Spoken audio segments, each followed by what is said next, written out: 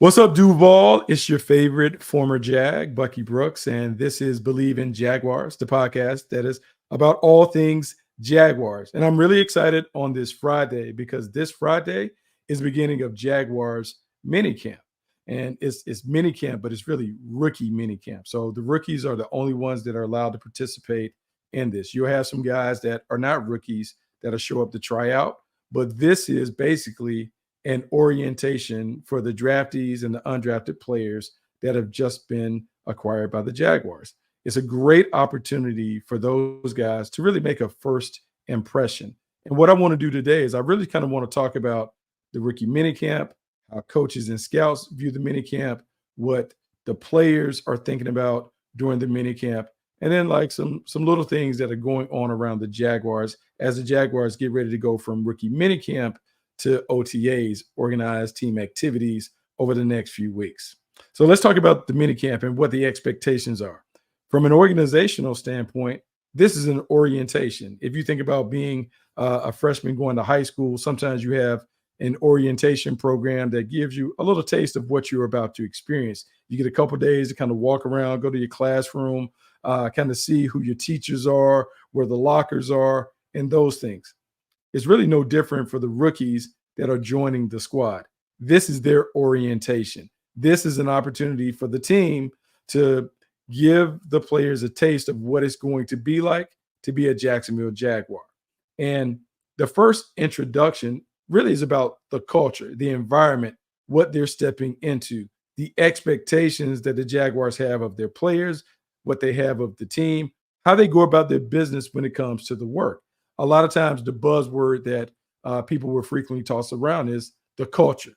This is the first time that the rookies are exposed to the Jaguars culture. What are the expectations in the meeting room? What are the expectations in the weight room? How do they go about their business on the practice field? Do we run on and off the field? How do we get into the huddle? How do we do all of these things that are a big part of the core values of the program? So for the rookies, this is their opportunity to kind of forget about the things that they learned in college and how they operated, and now begin to familiarize themselves with, hey, this is how the Jaguars do things. This is what the expectations are on and off the field. Here's how I need to operate so that I'm compliant with what the coaches and the organization expects from me in the building and outside the building. Outside of being introduced to the culture, is the first opportunity to be exposed to the scheme. And when we talk about the scheme is, hey, how does Doug Pederson expect the offense to operate? What are the plays that we have to run? What am I learning? What is my potential role down the line? This is an opportunity to do it in I would say, a scaled down environment, a less intense environment than the environment that will happen when the veterans show up in a week. When the veterans are in there, the expectation is everything is going to go faster, more intense, because the veterans have played pro ball. They know what it's like. They know some of the scheme and some of the techniques that are used. So they're able to operate at a faster pace. This weekend is about just giving the young guys a little taste of what it's going to be like. The base level install of, hey, how we get in the huddle? Where do I line up in the huddle? What does a play call sound like? What's my role within the play, my assignment? What are the adjustments with these base plays? You're hoping that these guys just begin to kind of understand some of the scheme. They're able to go back to their hotel room, study the scheme, so the next day they have it down. And look, you have Friday, and then you hope that on Saturday you operate a little faster, and you hope on Sunday everyone operates a little faster than they operated on Friday and Saturday. Can you build upon what you've been given? Can you retain the information? Can you do those things? And then the final part of the introduction is the technique. No matter how long you played, when you get to the National Football League and you get to a certain coaching staff, they may ask you to do things a little differently. It might be a little change in your footwork. It may be some changes to your hand placement when it comes to blocking and those things. It might be on defense. Hey, I never really played press coverage utilizing a motor technique. So now I have to learn a new technique that I have to be able to put in the toolbox to be able to play in a scheme that Ryan Nielsen wants to play. So it's learning what to do, but also learning how to do it. The coaches will spend a lot of the time over the course of the weekend showing guys how to do it, demoing it for the players, showing them on tape what it looks like, reviewing the performance on tape, and giving them the feedback that they need to continue to improve so that when you get to training camp, now it's an opportunity to compete. And I think it's really important to understand that. You hear coaches talking about, hey, it's about the learning part of it, it's about understanding the fundamentals. We're not really in competitive mode. That is true to a point. What the organization wants to see from these guys is they want to make sure that everyone understands what they're doing. They can begin to retain some aspects of the scheme, and they're beginning to show that you can perform. Then you want to take that, and when you get into the competitive part of training camp, where we get to putting the pads on and those things, can you take all of those things that you've been taught? Now, can you put them into practice while also dealing with the physical element that's going to be a part of playing the game in pads? So it's really important for that. From the rookie standpoint, this is all about the first impression. As a rookie, it is about showing the scouts and the coaches that I belong in this league. And so it's two ways to do that. Physically, do I have the size to play this game? Am I fast enough to play this game? Can I handle the physicality and the rigors of playing pro ball? Do I look like I belong in this league? It's really important that you do that. So rookies have to run on and off the field. Am I hustling hard? Am I giving great effort? Am I in shape physically? Am I in shape, or am I gassed and I can't play at a high level because my physical conditioning is not up to par? It is understanding where that is and making sure that I put myself in the best position because I'm in great shape. I know exactly what to do. I do it fast. I do it correctly. Well, as correct as I can get as I'm learning, but I'm really making sure that I'm putting my best foot forward during this first impression weekend. Physically, do I look like I can play? Mentally, it's about retaining the information, understanding the information, and then when my number is called, executing what is being demanded of me each and every play. So a lot of the rookies have to understand, hey, how do I study this game? How do I study the playbook?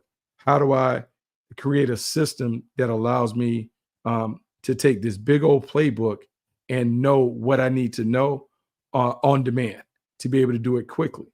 And what on the outside, what scouts and coaches are doing is they're trying to figure out everyone's learning style. Uh, who is best being able to take the information from the board to the field, or which players need to go through walkthroughs, which guys may need some extra attention to be able to get it. So as the coaches are figuring that out, the players are also figuring that part out for themselves. Man, this is so much different than the system and scheme that I played in college. I have to figure out a way that I'm going to learn this.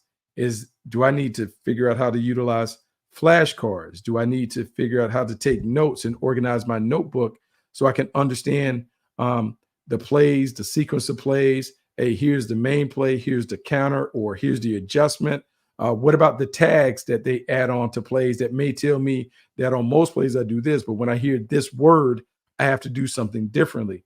Well, I need to make sure that I write all that information down. I have it. So when I leave the facility and I go back at night after dinner, man, I got to get into my notebook. I got to get into my playbook. I need to make sure that I know not only what we covered today, but now I need to prepare for what we're going to learn tomorrow. So for a lot of guys who are coming out of college, and they may have been great students academically or maybe not, this will test their ability to learn. This will test their study habits that they develop. And everyone has to develop a system that works for them. And that system is independent of how the coaches teach you. That system is one that I have to create to give myself the best opportunity to learn the information. So on demand, I can call it up, I can queue it up, I can perform, and I can perform at a high level. Because with the rookies, everyone's going to get reps. It's going to be pretty evenly distributed. Everyone will get a play. When you begin to bring the veterans in, your number of opportunities decreases, but the expectations increase because now the veterans have an expectation that you're going to be able to get this right. Because if you're not able to get it right, they won't trust you as a teammate. And if you can't get it right with the veterans, then the coaches also won't trust that they can put you in with those guys. So this weekend is really important because mentally you got to comprehend what you're being asked to do, and you got to show everyone around you that I can retain it and I can execute what is being asked of me under pressure. So let's talk about who is actually showing up to rookie minicamp. So we have the draftees, the guys that were drafted by the Jaguars, and then we have the undrafted free agent players. I will tell you, when they come in at different tracks. When you're a drafted player, the expectation is that you're going to make the team because we saw enough in you to draft you and to bring you in the fold. Whether you're drafted in the first, second, third round, or if you're a day 3 pick, the expectation is we saw something in you. We saw some redeeming traits and qualities that gives you a leg up on the competition. That said, entering the league and starting the team as a draftee is only pole position.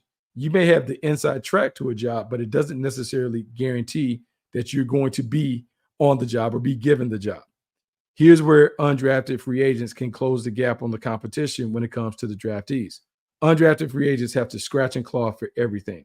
They may not be given the first opportunity, but they will be given an opportunity to show what they can do. Undrafted free agents, they have to flash, and they have to flash right away. And what I mean by flashing is they have to make a play or two each day to keep people interested in their progress. As much as I like to say that everyone is going to have an equal opportunity to earn a job, that's not the case. So when you're an undrafted player, there's more, I would say even more pressure on you to make sure that you know exactly what you're doing, because you may have limited opportunities to show what you can do. So from a learning standpoint, man, you got to be on it. You have to make sure that you're in the playbook. You know exactly what to do. You have to know what they're demanding of you. And a lot of times with undrafted guys, they may give you more roles and responsibilities because they're trying to creatively come up with a way for you to be on the team. So that may mean as a defensive back, I may have to play corner. I may have to play nickel. I may have to play safety, because as a utility man, there may be more value for me to be able to carve out a role that allows me to make the team, be it as a practice squad player or as a 53-man roster addition. I have to know a lot. So it's even more imperative that you are in the playbook, you know what to do, you know how to do it, you give great effort, and you're in fantastic shape.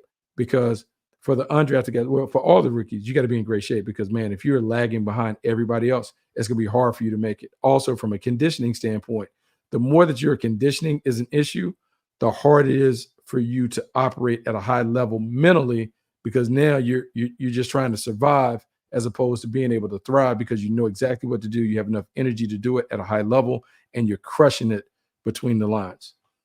What also happens when it comes to the draftees and the undrafted players, at the end of every practice, at the end of the day, what happens immediately? So you have the practice, everyone goes in, the players go into the locker room. They may do the weight room workout, they'll do lunch, they'll do meetings. Well, upstairs, the scouts are together reviewing practice. And they're beginning to have discussions every day about, hey, who stood out, who didn't stand out, who looks like they belong, who looks like they may have a hard time. Is there anybody that is noticeably out of place when we're on the field? Do we need to find someone to replace them? Each and every day is a series of evaluations and conversations when it comes to the roster, particularly now with the young guys. As the older guys go in, those conversations continue, but it's in a different light. Which guys look good? What roles can we envision them playing?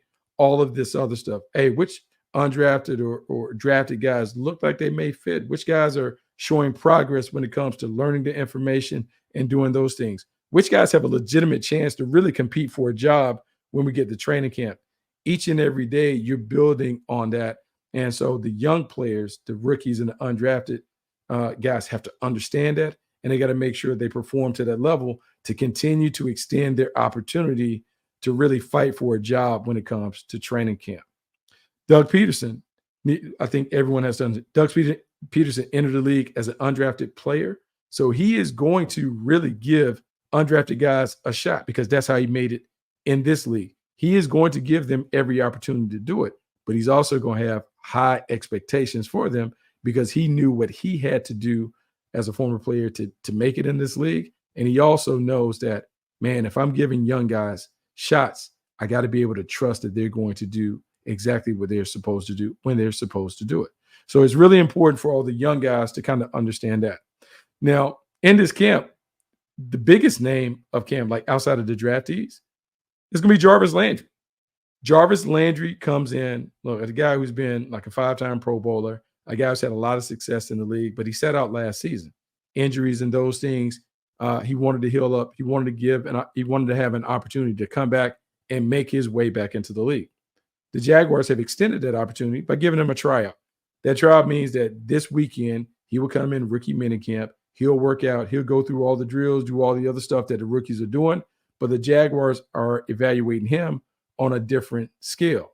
Doug Pederson said in his press conference earlier today that, look, he just want to get a look-see. They want to kick the tires, see what he looks like, see if he fits in, see how he potentially could blend into the culture, not only as a player, but maybe as a locker room leader or whatever. So for Jarvis, this is a chance to make a good impression for the Jaguars, to kind of give them a feel of, hey, what kind of professional is he? How is he going to be with our young guys? How does he fit into our locker room? How does he fit in the overall process of our team?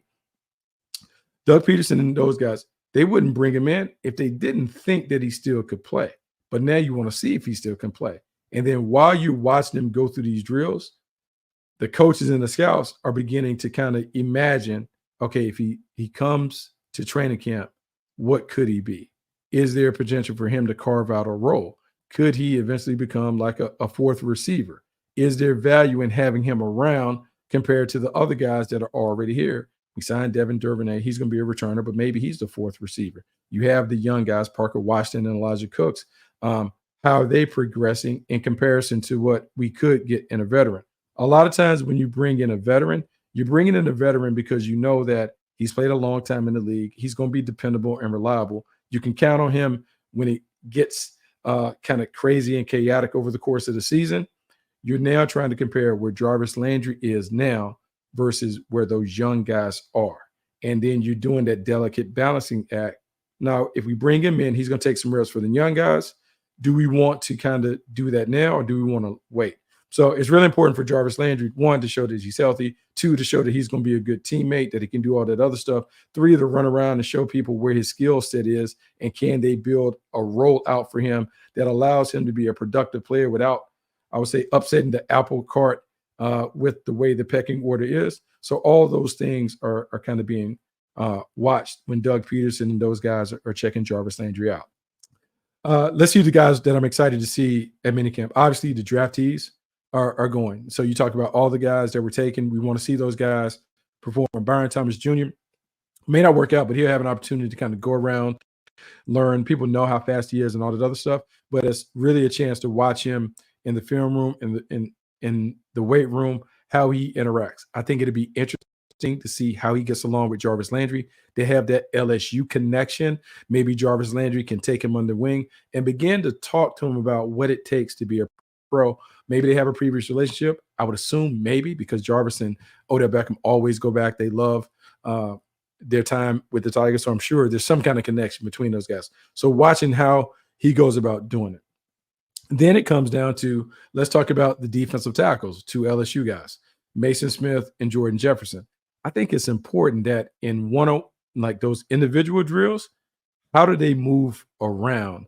How physically imposing are they? How strong are they? How quickly can they begin to adapt to the techniques that are being taught by the coaches?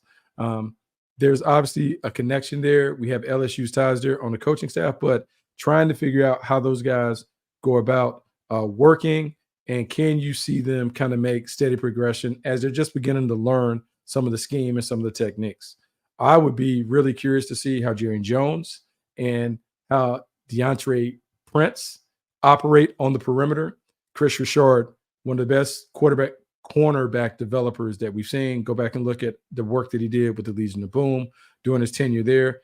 He will really kind of put his feet in the grass and kind of see where those guys are. Introduce them to the way that the Jaguars want to play that shell defense, a lot of press coverage, a lot of bump and run that may be man or zone, but beginning to see how those guys begin to understand the technique, that'd be critical. You want to watch Javon Foster, offensive tackle from Missouri, see how he kind of holds his own there. And then finally, look, I talk about the defense. I forgot about Miles Cole. Miles Cole hasn't been talked about a lot in this class, but I think he's one to watch as a seventh round pick coming from Texas Tech. How athletic is he? How quick does he come off the ball? Does he attack? And even though you're not having one-on-one drills and those things, just watching these guys in position drills will give you a better sense of where they are, what they need to work on, and how quickly they need to progress to give themselves a chance to carve out a role, whether that's as a backup player, a key role player, maybe as a potential starter. This first impression will go a long ways to helping the coaches kind of envision how far they can progress over the course of the summer, what they need to work on individually, and what the team needs to work collectively to bring some of these young guys in. So that's kind of like the beginning, the orientation for what rookie minicamp would be like for the Jacksonville Jaguars this weekend. They're trying to set the table for organized team activities that'll start in a week. They're trying to get everybody ready for that big minicamp that will happen the first or second week of June. This is the first step in indoctrinating the young players to how the Jaguars do things. It should be fun. It should be fun to watch. Try to keep a level head when you read the reports about how guys are performing. Just understand this. This weekend is rookies on rookies. So even a favorable impression, look, it's a good starting point, but it really has nothing. It means nothing over the long haul because you got to be able to do it consistently. And it's a marathon, not a sprint. Who can endure, who can consistently deliver. That's what the coaches are looking for. So we'll see who comes out the gate racing. Should be fun. We'll talk all about it on Monday when we have the next podcast. So if you're enjoying the show, make sure you follow, rate, and review on your favorite podcast platform. Spread the word to your friends too. Don't forget to follow Bleav Network on all social channels and leave your questions on Bleav's YouTube. Your feedback makes our community stronger. You can also watch and listen to other Bleav shows on the Bleav Football channel on Fubo and streaming on YouTube. Until next time, keep it locked. We'll see you next time. Duval.